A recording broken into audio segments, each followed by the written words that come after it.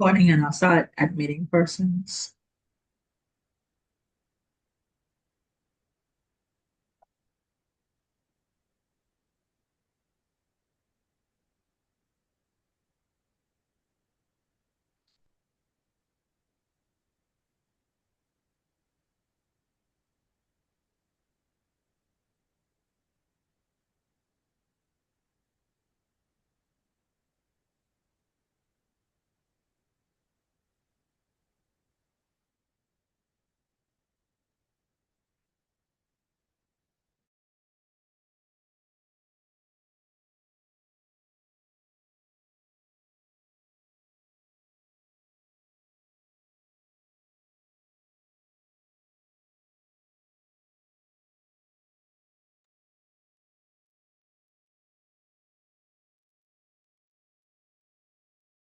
Good afternoon, everyone. Thank you for joining us at the National Health Insurance Authority for our monthly beneficiary educational session. This month, the world observed Breast Cancer Awareness Month. And this afternoon, we are blessed to have the presence of Dr. Stephanie Hutcheson, who is a breast cancer survivor and a clinical psychologist, who would be joining us this afternoon to speak on the topic mental health and breast cancer survivorship. And so, who are we? At the National Health Insurance Authority, our vision statement speaks to leading the way in providing access to affordable quality healthcare that Bahamians deserve. Our mission statement speaks to the fact that we are transforming the healthcare system upon which the future well-being of Bahamians depend by putting patients at the center of every decision we make. Our core values speak to us being passionate, progressive. We thrive and operate via partnerships. We operate with integrity, and we respect our beneficiaries and the public at large. And so our focus at the National Health Insurance Bahamas Wellness Program, we are passionate and dedicated to creating a platform where our beneficiaries and the public are encouraged and educated on adopting healthy lifestyles by three tenets. The first one is to incorporate exercise and physical activity into their daily routine, to understand that food should be your medicine, and to encourage our beneficiaries to focus on their mental, emotional, and spiritual health. And so, where are we now in the NHI Bahamas program? Since our inception in 2017, we've worked very hard to deliver on the vision and to advance the path to universal health care coverage in the Bahamas. And so our enrollment speaks to over 160,000 plus Bahamian citizens and legal residents that have been enrolled into the program. Our demographic is very diverse. We currently enroll Bahamians and legal residents from more than 17 islands, and this includes 7,000 plus Bahamians under the age of 5 and more than 30,000 school-age children. These make up our pediatric population, and over 20,000 plus over the age of 65, and we call this population our precious pearls. 96% of those beneficiaries enrolled in the program have informed us that they are satisfied with the services that they are receiving from the program. Our provider network is very expansive, and so we're currently in partnership with 139 physicians across 88 primary care facilities on 8 islands, and we're also in partnership with 14 major labs who host 21 locations. Our digitally enabled care is a form of our beneficiary information, which is documented in an electronic health record platform, where the telehealth feature is also enabled for applicable visits. Breast cancer is a significant health issue in the Bahamas. The Bahamas has one of the highest rates of breast cancer worldwide, with the average age of diagnosis is 42, which is significantly younger than the 62-year average diagnosis in the United States. A significant portion of women in the Bahamas are diagnosed with advanced stage cancer, stage 3 or 4. About 1 in 20 persons in the Bahamas has a breast cancer BRCA mutation, which is a high rate. Early detection is critical for improving survival rates, making annual screenings like mammograms essential. Education is also crucial in creating awareness of this disease, its associated symptoms, and the available treatments. This afternoon, Dr. Stephanie P. Hutcheson is a licensed clinical psychologist who earned a PhD in clinical psychology from Howard University in Washington, D.C.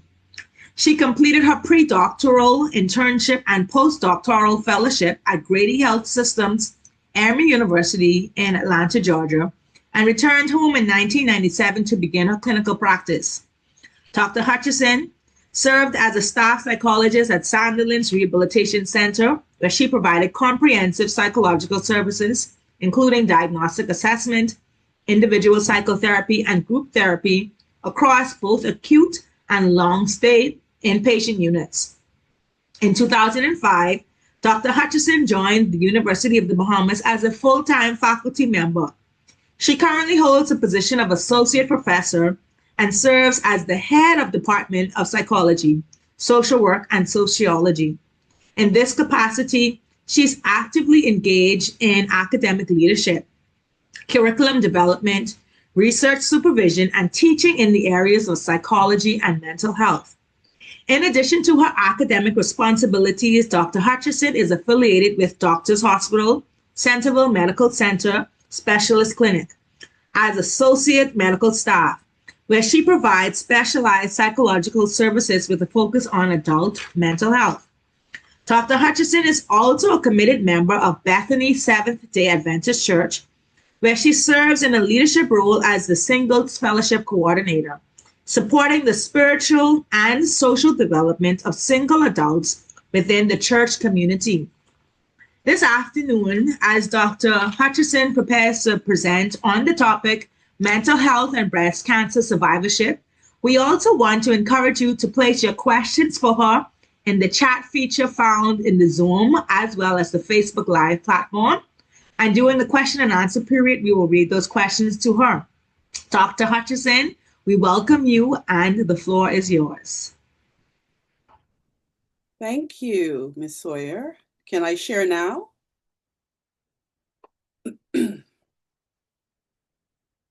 Yes, you can share. Okay, let's get the presentation up. And can it be seen by everyone? Yes, it's good. Okay. So thank you for having me. Thank you for being a part of this forum this afternoon. I have my marching orders from Ms. Sawyer today to define mental health, to talk about breast cancer in the Bahamas, and to share my journey. And so that's going to be our roadmap for the presentation this afternoon. So let's begin with what is mental health? The WHO has a multi-dimensional definition for what mental health is. Mental health, as you can see on screen, is a state of well-being in which an individual, I think I missed part of something, an individual is able to leverage his or her own abilities, can cope with the normal stresses, work productively, and is able to make a contribution to his or her community.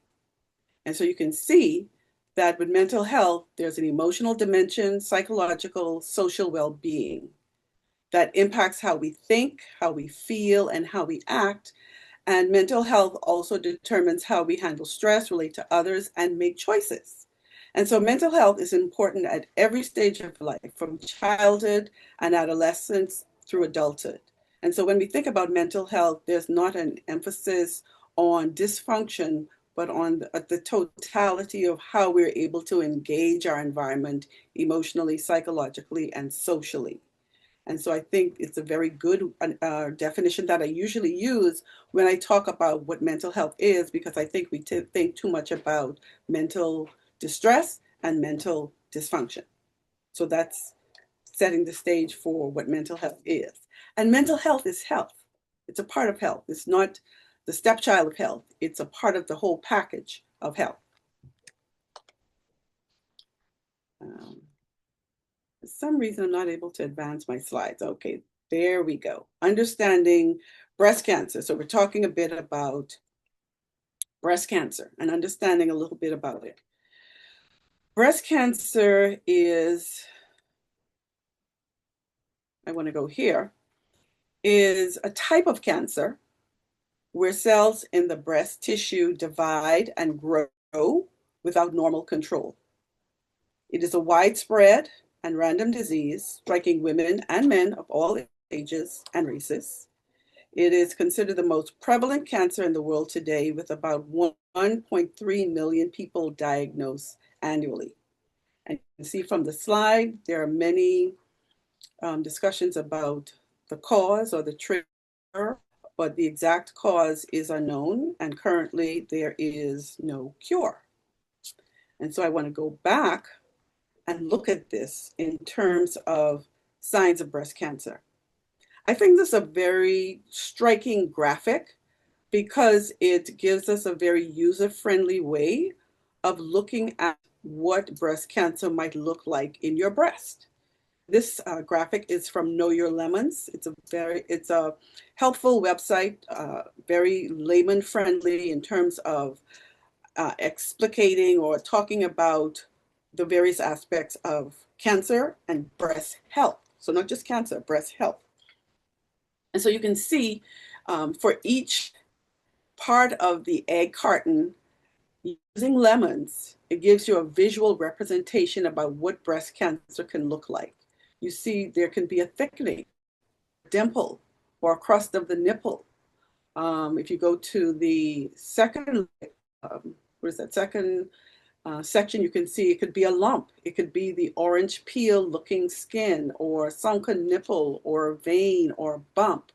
So these are some of the ways that breast cancer can present visually. Usually at this stage, it's probably going to be a lot more advanced. And you don't want to wait for this stage. You don't want to wait until your breast looks like this. And so with regular mammograms, and Sawyer mentioned that earlier, you can detect breast changes before you can see or feel them.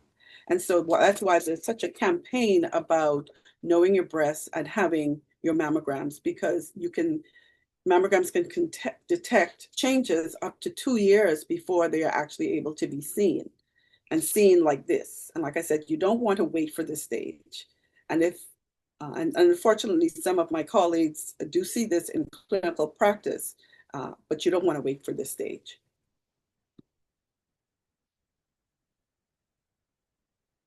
Some of this information was already presented in Ms. Sawyer's introduction of the session, but I think it's important to reiterate what the breast cancer data looks like in the Bahamas. So in any given year, you'll see about 172 cases diagnosed annually. The presentation is quite often in women under age 50, about 48%. While in the US, the average age diagnosed is usually pegged at 62. In the Bahamas, we're seeing it 20 years younger at 42. And as mentioned earlier, Bahamian women tend to present at a later stage of diagnosis, a stage 3 and a stage 4.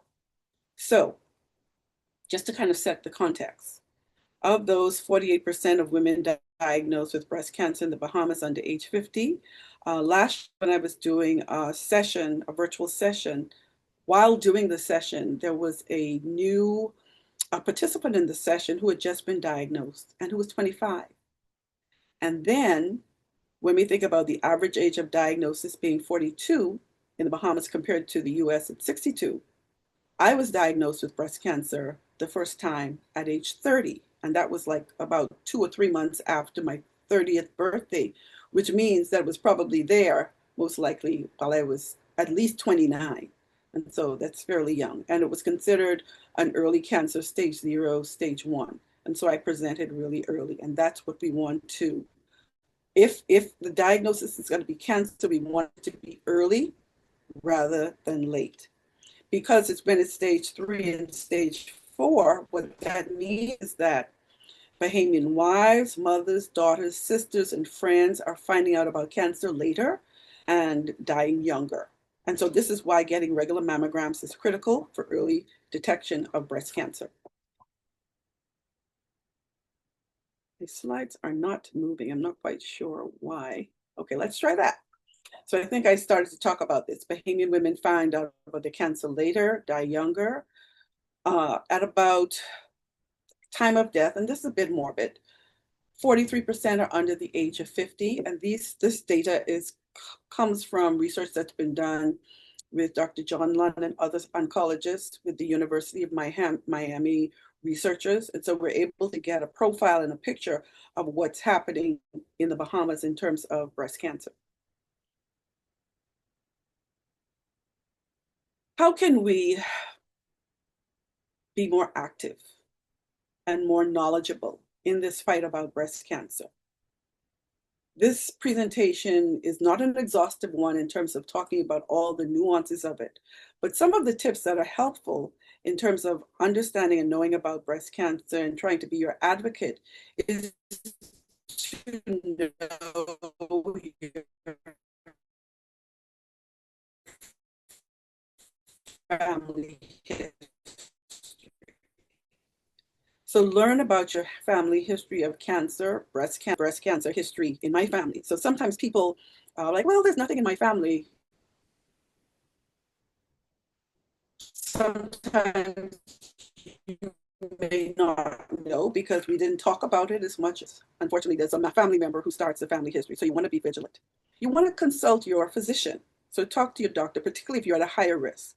And then to have a plan about how you're going to manage your risk. And it's so important to know how your breasts normally look and feel. Because if there are any changes, you can recognize, I need to check this out. So that would be your breast self-examinations. Getting regular scheduled mammograms as recommended by your healthcare provider is also a key defense.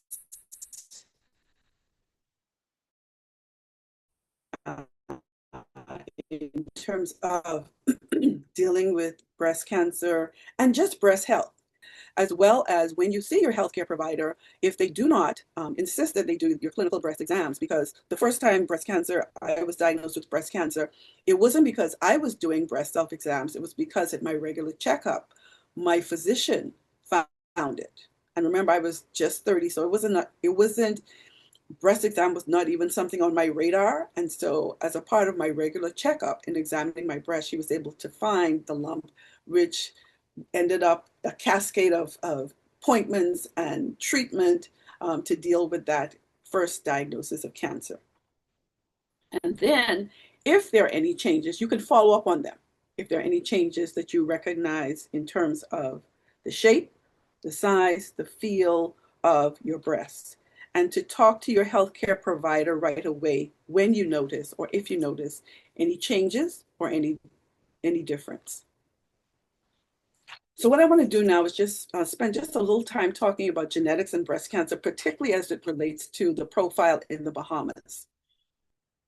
And so I mentioned earlier that Dr. John Lunn, the late Dr. John Lunn, and researchers Dr. Judith Hurley of the University of Miami were funded in 2008 to conduct research here in the Bahamas. And what they found is that while breast cancer is less common in younger women than in older women, there seems to be more of an hereditary loading for young women, in terms of breast cancer. And as you can see here, hereditary cancers run in families. It's estimated that about 23% of Bahamian women diagnosed with breast cancer carry the BRCA gene, the breast cancer 1 gene mutation. And then genetic research with Bahamian women with breast cancer seem to indicate that we have the highest prevalence of inherited breast cancer in the world. And so one of the reasons why we're seeing such high rates of cancer in younger women 35, 40, 25. I think the youngest person I remember ever hearing about was 16. I figured that had to have been an inherited cancer. What are some of the risk factors in terms of the BRCA1 gene? Breast cancer before age 50 may alert your healthcare provider that something could be going on here. It's not definite, but it could be a red flag. If there are multiple relatives or a male relative with breast cancer, those are things that you want to pay attention to. If there's a history of ovarian cancer, and then if there's a known BRCA mutation in the family. If you have a family member who has the mutation, you can get tested to see if it's also a part of your health profile. And so these are things that when you're armed with this information, it helps you to be a more direct and intentional advocate for your health. And so just some things to keep in mind in terms of breast cancer gene risks. So let's talk about breast cancer and mental health. I kind of wear both hats. I'm a mental health clinician, I'm a breast cancer survivor. And so I just wanted to say before we jump to this that when I found out, and I don't think I mentioned this earlier, I was a part of the cohort of women in between 2008 and 2010 when the research was done by the University of Miami who tested positive for the BRCA gene. And so that's explanatory to a degree in terms of why I developed it so early. And I remember when I found out I had the gene, the genetic counselor recommended some remedies, which I did not take, I did not want, I did not like, because they were recommending removal of my breasts and ovaries. And I just thought that was too extreme because I was still in my 30s and I really didn't think that I would have to deal with breast cancer again. I was sure of it, but I did. And so just to keep things in mind, being aware of what is out there in terms of information, in terms of your health, you can be your advocate or have those with you also advocate for you. And so, and the BRCA mutations matter because women who have the gene have a higher risk of developing breast cancer than those in the general population. So that's something to keep in mind. And so when we talk about breast cancer and mental health, why is there a link with mental health in a presentation on breast cancer awareness? Because I said mental health is health too. And also there's an interconnectedness between our physical, mental, and spiritual well-being. They're all intertwined, they're all interconnected. And when you hear, like I did, and many others have over the years, that you have breast cancer, it's difficult.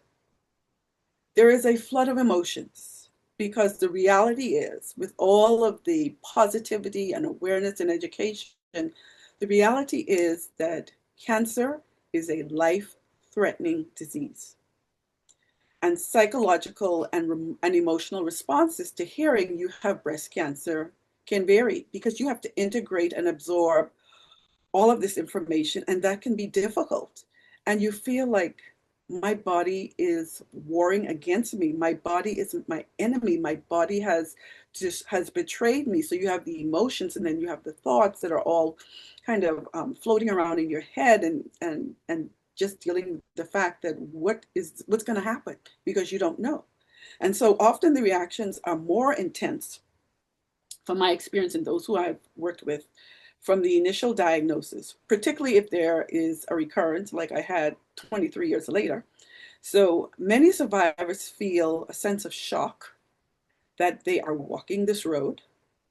Other reactions may include denial. This can't be real. This cannot be real. I think the tests were wrong. Maybe this is a false positive.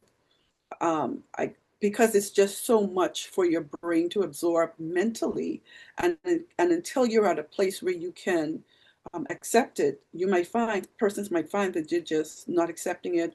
Or as I hear sometimes here locally, they're not claiming it. They're not accepting that report. Sometimes individuals diagnosed can feel anger. They may get depressed. Stress, definitely, anxious, feeling overwhelmed, worried, and feeling guilty. And you may not like, why would they feel guilty? Because guilt might be couched in the thought, what did I do to bring this on? Or alternatively, How can I put my family through this? And people may feel guilty about that. My initial thought both times was, I hope this hasn't spread. However you feel emotionally, or your loved one or someone you know feels emotionally, is valid, whether it's the initial diagnosis, whether it's post-treatment, whether it's years down the road. Because once you've had cancer, once you've had breast cancer, you have to integrate that into your identity and your sense of self. And it carries forward even years after you've been diagnosed and you're all clear and you're living well. Symptoms and emotions can kind of insert and resurface sometimes at the oddest times, particularly when you go for checkups. A lot of people have anxiety around checkups and changes in the body. So those things, some of the emotional fallout from having a breast cancer diagnosis. And then, as I said, breast cancer is a life-threatening disease.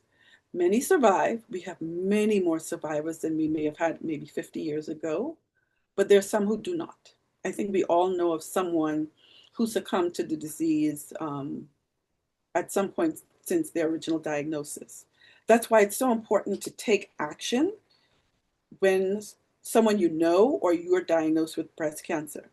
Because if we stay in the emotional, feeling emotionally stuck, it can delay your seeking treatment or following through on medical recommendations. I remember with my second diagnosis, my physician was clear. She said the tumors are aggressive and that I needed to act quickly and decisively. And that is what I did. That doesn't mean I didn't have an emotional breakdown, because I did. I didn't want to go through this again.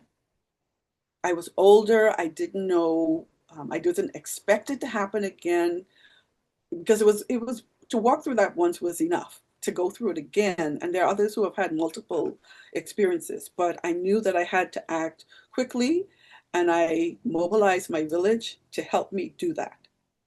And so, like I said, you want to draw on your village, because um, inaction can kind of slow things down. You don't move as quickly as you need, as you may need to in terms of treatment. And so that's why it's important to draw on your village and to cope with breast cancer using some of the tips that I'm going to share here now. One of the things I wanted to say about coping mentally in terms of how the village is so important.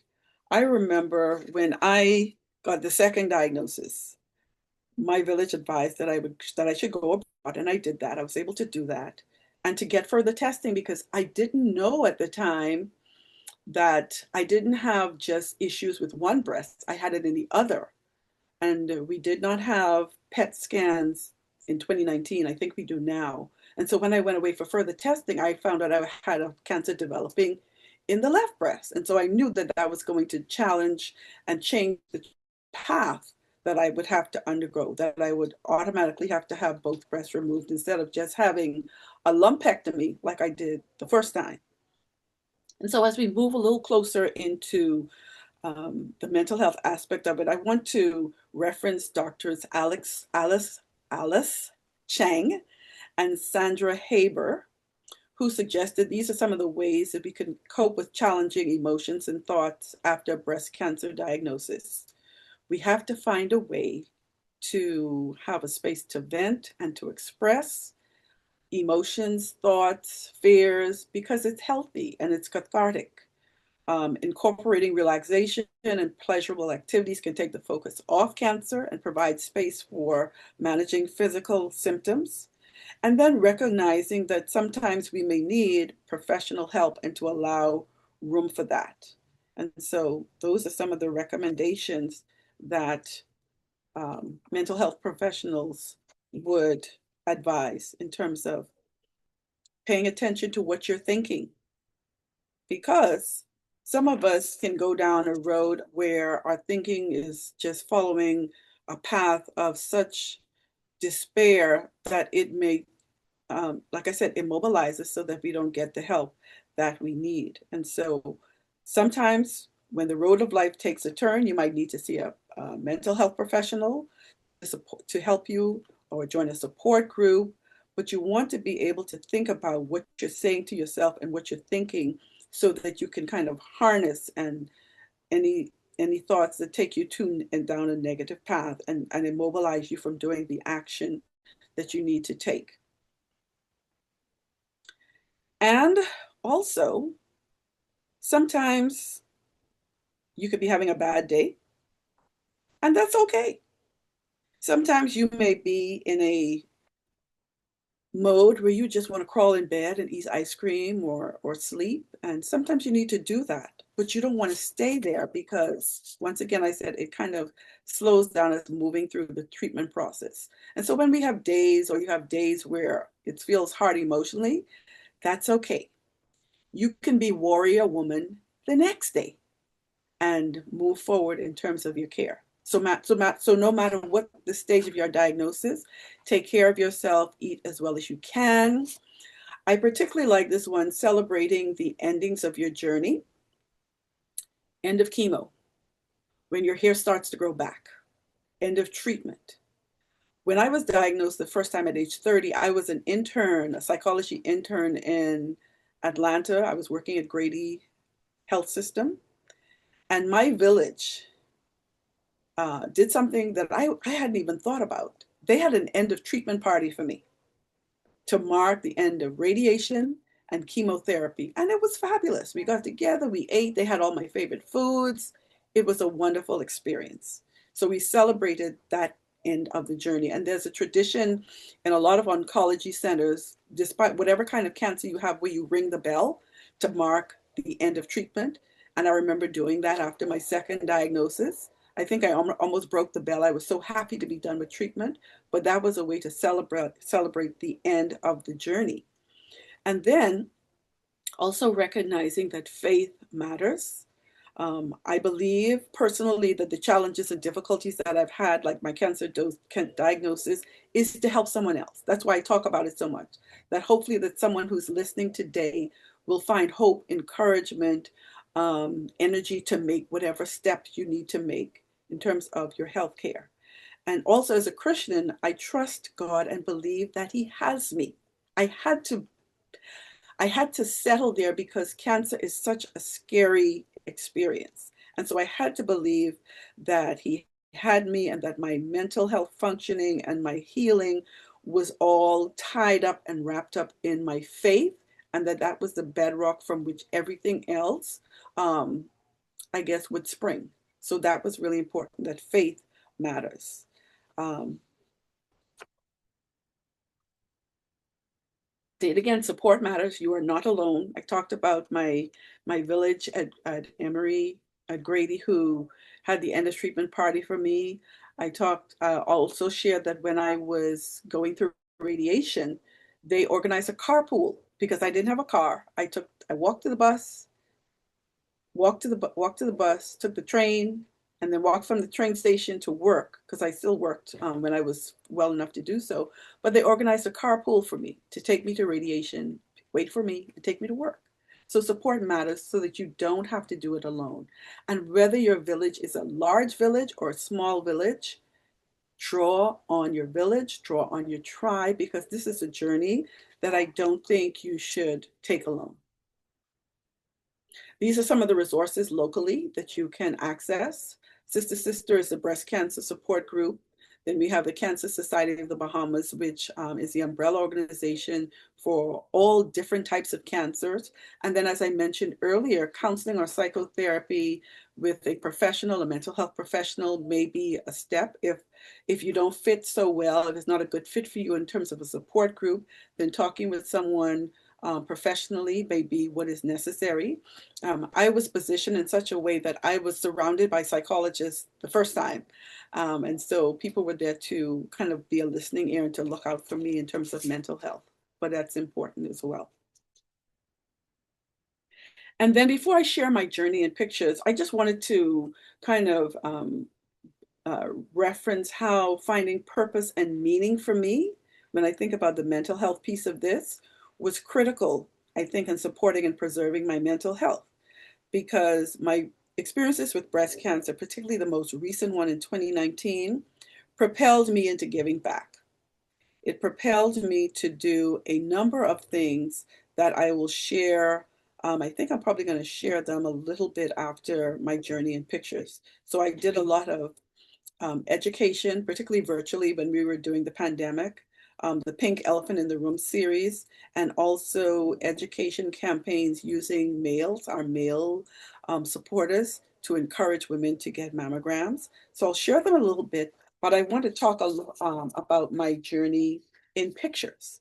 Because one thing I didn't do the first time because I wasn't thinking about it, but when I was diagnosed the second time, I said I wanted to capture my experience as much as possible. So I have audio recordings, video recordings, lots of pictures of the almost all of 2019 that I spent from time of diagnosis to the last surgery because I had a number of surgeries that year. So this is my journey in pictures. Remember I said that the village is important? This is just some of my village. My sister-in-law, Lori, is a nurse. She is to the left. She traveled with me to Washington, D.C., where I stayed with my brother, Stephen, who is in the other picture. And so this is us at my first appointment. I had about 5 people in the room with me because I figured I wouldn't be able to remember everything I needed to remember or questions to ask. And so with 5 people there, we were able to do that. What I didn't ask, they were able to ask. And what I didn't remember, someone else was able to remember. And then my physician, my breast cancer, my surgeon, she also allowed me to record. And so we had all of that information to kind of sift through. But I didn't have to do it alone because I had my village with me. These pictures represent the one to the left with me in the black top. Believe it or not, that's my first chemotherapy session. You may ask, why are you smiling? I was smiling because I was so happy we were actively dealing with the cancer. I was diagnosed February 4, 2019. This is April 1, 2019. So for that period of time, from February 4, I traveled to the US end of February. So about 5 weeks, I was going through assessments. I had to have a port placed for chemotherapy. I had to have several biopsies to just kind of literally map in my breast where the tumors were.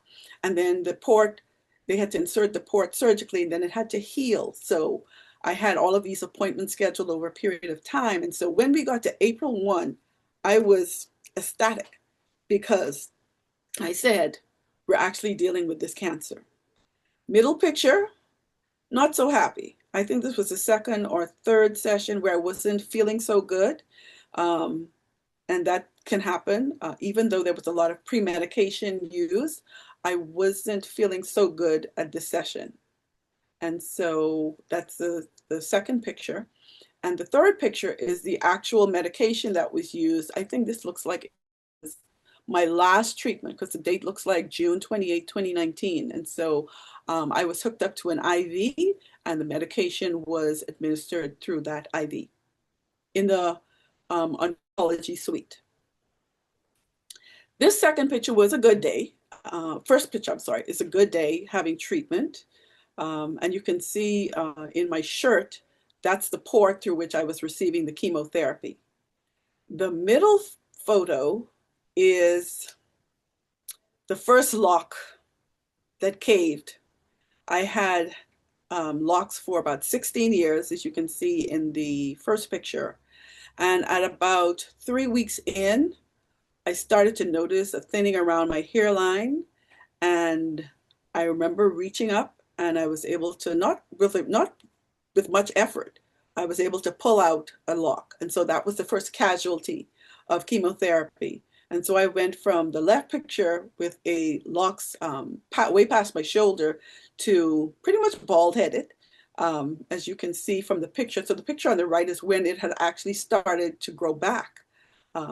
I struggled with the hair because it just really represented the picture of what a cancer patient looked like. And so I was very resistant to cutting my locks. And the top part stayed on a whole lot longer until I finally did the big chop. So from a full head of locks to salt and pepper, gray hair coming back. And it does grow back. It does grow back. This picture on the left is my last day of chemotherapy. I was over the moon. I had 12 weeks of chemotherapy every week. The days I wasn't able to have it was because my white cell count was too low and I had not recovered enough for the next batch of medication. But this was the last day. I bought my shirt. I had my people in there. I think you really only were supposed to have about 2 people in the room, but they kind of gave me grace and leeway. So I had about 3 or 4 people there celebrating with me when I had the last dose of chemotherapy. And remember, I talked about celebrating endings. That's the picture to the, well, it's my right. I think it's your right as well. Where my brother, myself, my nieces, and a close family friend, Sam, we're all there at Cracker Barrel celebrating the end of cancer treatment. And it was a really good place to be, to not have to go weekly anymore for treatment.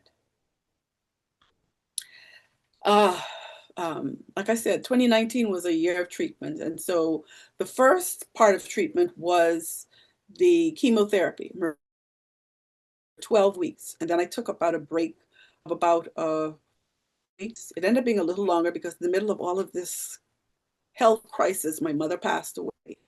And that was even harder than dealing with the breast cancer. But I had to keep it together because I didn't know that if I allowed myself to descend into grief, if I would recover from the surgery that was ahead of me. And so the first picture shows me in the, I guess, the pre-op area. Once again, I had my village there. You don't see them, but they were there, ready to support me.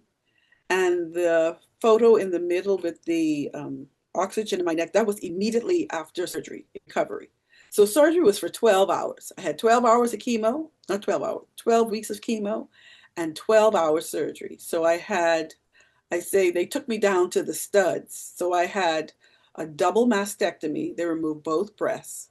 And then I did immediate reconstruction. And so that's why the surgery was so long and it was microsurgery. So they had to be very careful in terms of connecting blood vessels and blood vessels. And so I was under for 12 hours. And so that was me in the middle section. And then my bestie, Denise Fritz-Jofield, extraordinary therapist, she's praying over me the day after surgery. And so she's covering me with prayers. And then the one in the middle, I've been moved to, I've completed ICU care. And it was I was in ICU only because I needed to have such regular on the clock care, not because I was so sick. And so the one in the middle is me. I've been transferred, I guess, to my regular room. I was happy to be there. People are around me. The one on the left, I should have showed that a little earlier. But the bulge you see, that's my port underneath my skin. And I didn't know it was infected. The plastic surgeon, when I went for a consultation, she saw that. And she immediately got alarmed and sent a note to my oncologist who was like, oh no, we got to deal with this right away. And so that was one of the reasons why my white blood cells weren't recovering. I had an infected port. And so we were able to deal with that. And I was able to continue with treatment. And once treatment was done, that port was removed. These are my sisters, Joan to the left, Melanie to the right. They came for surgery and someone slept with me in my room every day. I was in the hospital. They were allowed to do that. And so my sister Melanie, the one looking over my head, she came from the airport straight to the hospital. And she stayed there until I was discharged. She had a sleeper chair in the room. So I keep going back to why I think support is important, because it helps you through experiences like this. And you can see my little bald head, but it grows back. I decided I was going to try something different, seeing that I had worn locks for so long. So I tried this reddish wig cap. And so that's my new look post-surgery. I still have it, don't wear it as much. So I said I wanted to do something different.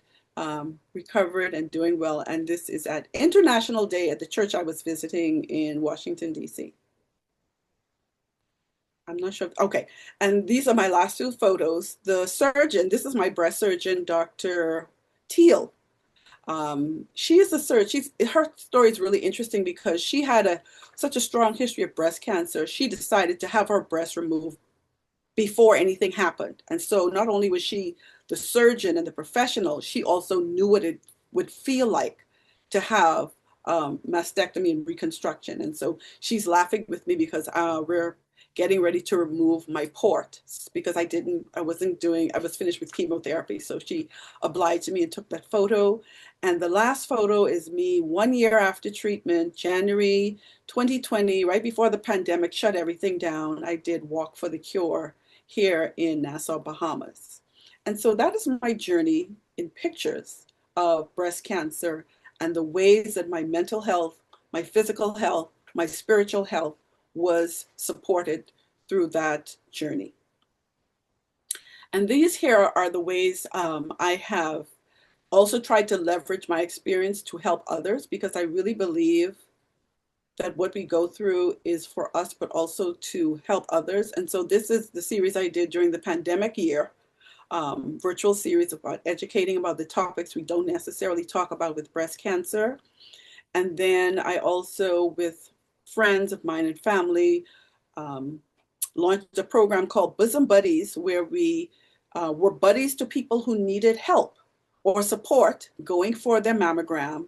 And this kind of mushrooms is something that I hadn't visualized or even thought about, that people gave funds so that women could get mammograms. So not only did they have a buddy, but they were able to have mammograms at no cost at Doctor's Hospital. And we did this, I think, for the first time in 2022, I think. And it's still continuing today. For the rest of the year, there will be women who will be getting free mammograms through the Bosom Buddy program. And these are some of my bosom buddies who got free mammograms through the program.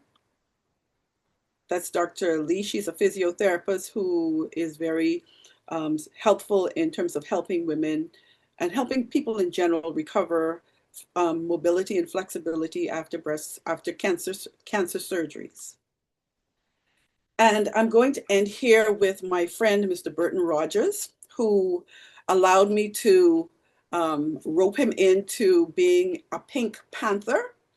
And in this role, this is where I had the males who I know to encourage women in their lives to get mammograms and to just be advocates for their own health. And so, as Burton says, early detection saves lives. And I think that's an important place to end on, that all of what we've been talking about is to encourage others, encourage anyone who is going through or who knows someone who's going through breast cancer to act, to get the support that you need, to draw on your village, your tribe, your family, your network to support you through the experience, and to remember that when we find breast cancer early, when physicians find breast cancer early, the prognosis is so much better. And so I really believe that early detection saves lives. And my last statement to you would be, don't skip your mammograms. So thank you for listening, and I am open for any questions you have at this time.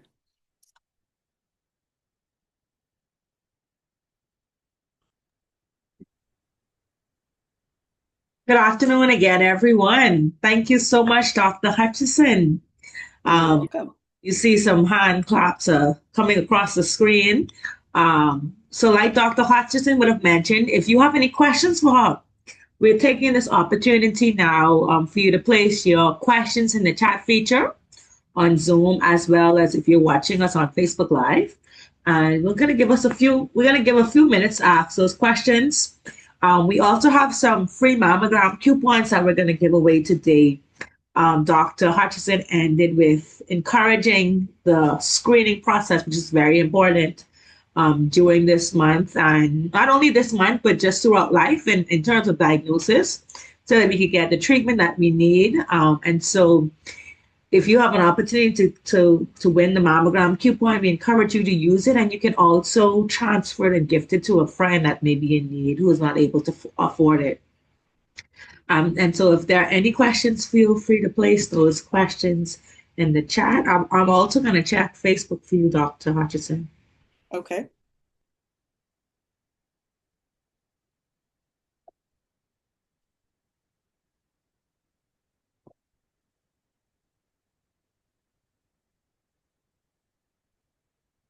All right, Dr. Hutcheson. So we have a question. If breast cancer is hereditary, are there any preventative measures that you can take? Um, I don't know if there's a physician on. I think they can speak more to the molecular levels of this, but as in any condition where there is a strong family history, the first thing you need to do is to be aware of it, because that means that if you have a strong family history, you start surveillance earlier.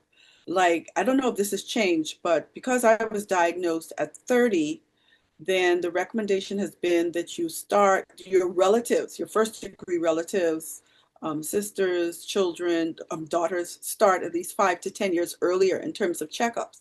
And so that means that people who are close to me needs to start their screenings earlier, because of, not only just because of my family history, but also because I tested positive for the BRCA gene. So starting advocacy, starting talking to your health provider early, because you know this is your history, and then you've been very intentional about finding what your history is. So that's one thing that you can do. We in terms of health, eating well, making sure you maintain a healthy body weight, but also recognizing that there's still things that can trigger, and I think we're not very clear on what is it that kind of turns the switch on, so to speak, for when breast cancer may actually. And so you want to make sure that you're taking care of yourself, you're eating well. The more extreme measures that some people have used, uh, I I think I said it was recommended a hysterectomy, all of that to prevent it happening in the future. My surgeon did surgery, mastectomies, to prevent it happening in the future. That's something that would require a whole lot of conversation and searching, that if you want to go that route, because does not mean that you're automatically going to get breast cancer. It just means that you're at a higher risk than others in the population. So I think being very vigilant in terms of your health and looking for changes, doing your breast health care, having your checkups with your physician, making sure that you're keeping on top of those things, so that if perchance something happens, you're catching it early. As I said, my oncologist was only concerned about early, or that's all. She wasn't concerned about stage 1, 2, 3. She thought, is this early or is this late? And so if we are doing our checkups, we're more like any changes early, and the prognosis will be a whole lot better for you. Yeah. Yeah, thank you so much. That was a long answer, but yeah. It was very spot on, very spot on. So we received another question. How do you respond to a family member who was recently diagnosed with breast cancer, but is hesitant to reveal her condition to her friends, church colleagues, etc.? I know some people are very private, and I think we need to respect that. Me, when it comes to breast cancer, everybody know my business. I don't keep it quiet because I'm trying to help someone. And so I'm open with that. And so the fact that the family member has at least told one person, I think is a step.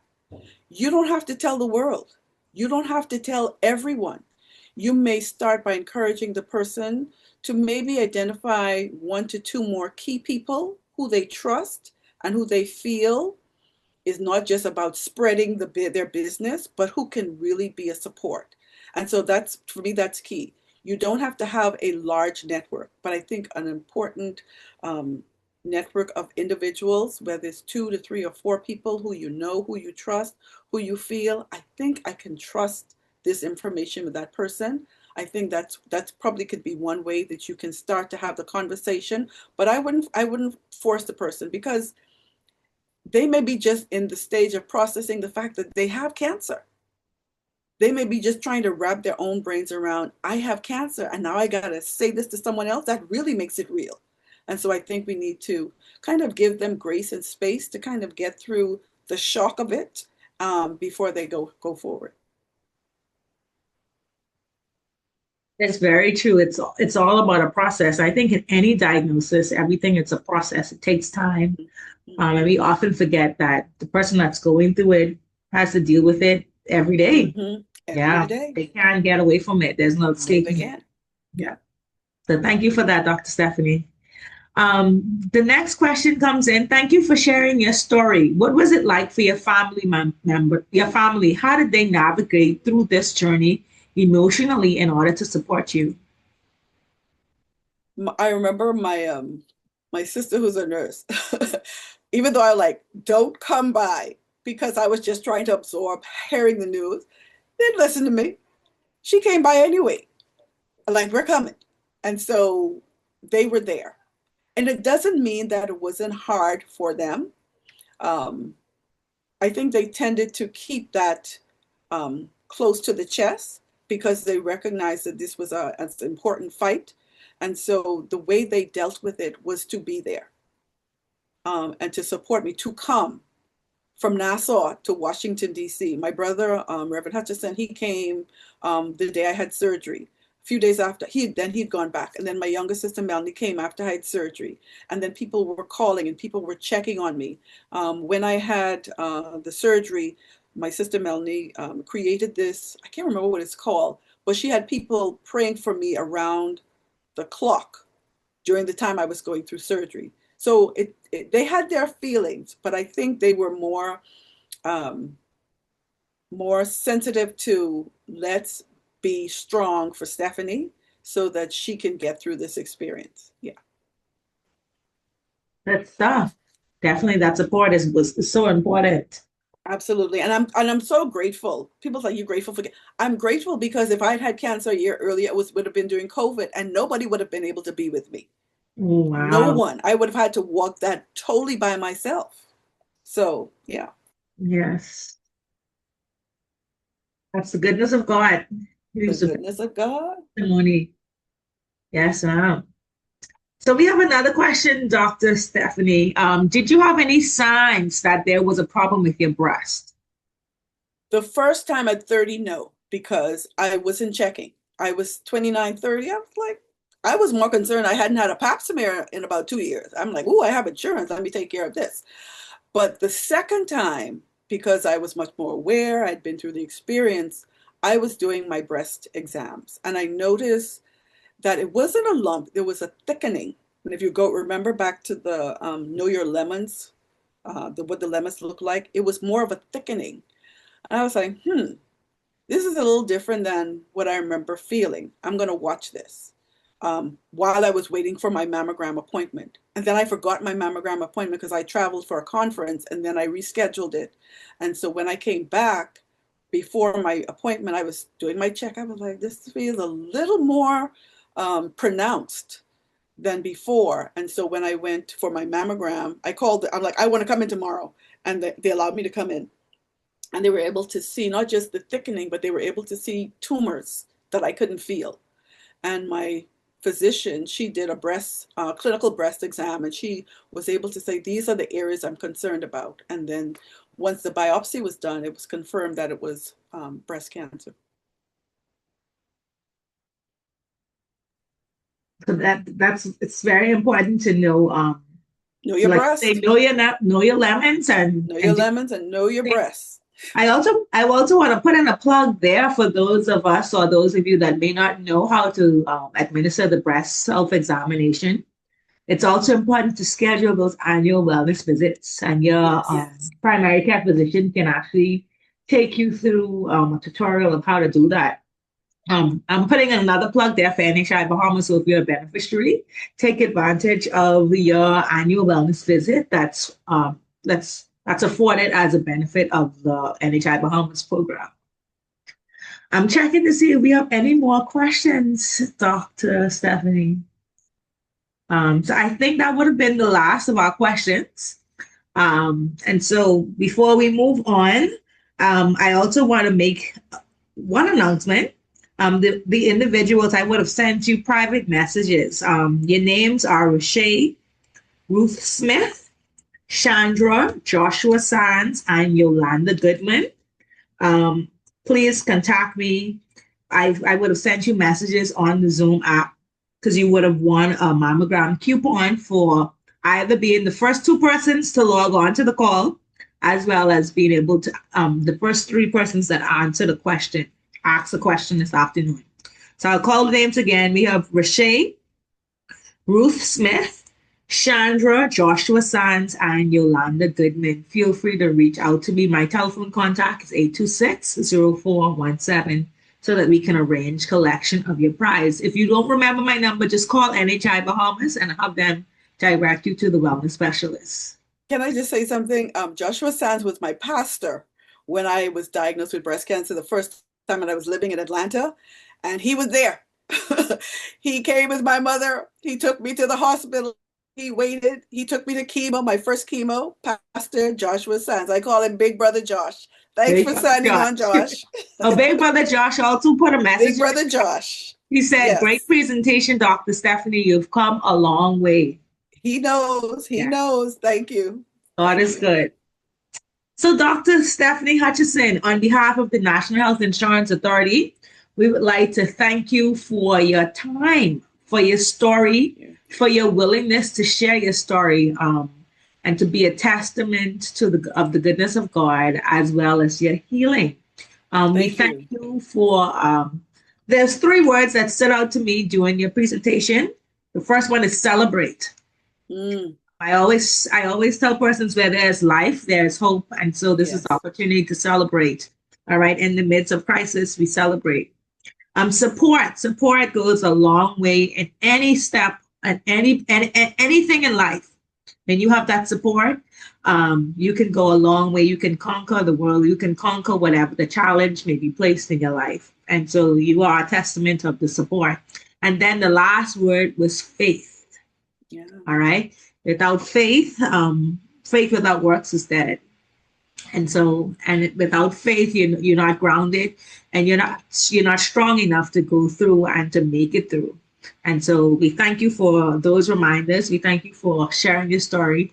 And we thank you for encouraging us and educating us on breast cancer and the disease and how we can also make a difference and survive. It's all about surviving. Thank you. I appreciate the opportunity, and thank you for the questions. Yes, you're very welcome. And also at the National Health Insurance Authority, we want to remind you of our wellness opportunities that we offer on a monthly basis. Today we had a monthly beneficiary educational session. Tomorrow we want you to join us for our pink party for a cure. We are encouraging you to wear pink and to attend this free breast cancer awareness initiative where we will be providing free mammogram coupons while supplies last, in addition to door prizes. We're also partnering with the Wellness Unit from the Ministry of Health and Wellness to offer complimentary health screenings between the hours of 5:30 and 7 p.m. at the Holy Cross Anglican Church in their parish hall. So if you're not familiar with your numbers, your blood pressure, your blood cholesterol, and your blood glucose levels, please come in and get tested. We also will be moving for a cure and for a great cause with our Zumba Fitness workout, which will also begin at 6 p.m. tomorrow with Vanessa Perigord. And so we're encouraging you to share this information. If you follow us on our social media platforms, Facebook and Instagram, you'll have an opportunity to receive the flyer and share it with your friends. Bring a friend, tell a friend. We want to encourage you also to join us next month on Thursday, November 27th for our final farmers market for the year. And so stay tuned again to our social media channels for more information on our upcoming initiatives. Should you need to contact us if you want to be reassigned to a new provider, if you have any questions about the program, For those of you that would have won your mammograms, please take note of this telephone contact and feel free to reach us via email info@nhibahamas.gov.bs, via telephone at 396-8500. We also have our WhatsApp line. The number is 813-2801. And you can also follow us on Facebook, Instagram, LinkedIn, Twitter, as well as YouTube. We also will be sharing the recording of today's session on our Facebook page as well as our YouTube channel. So you can go back and rewatch if you missed some portion or some segment of the session.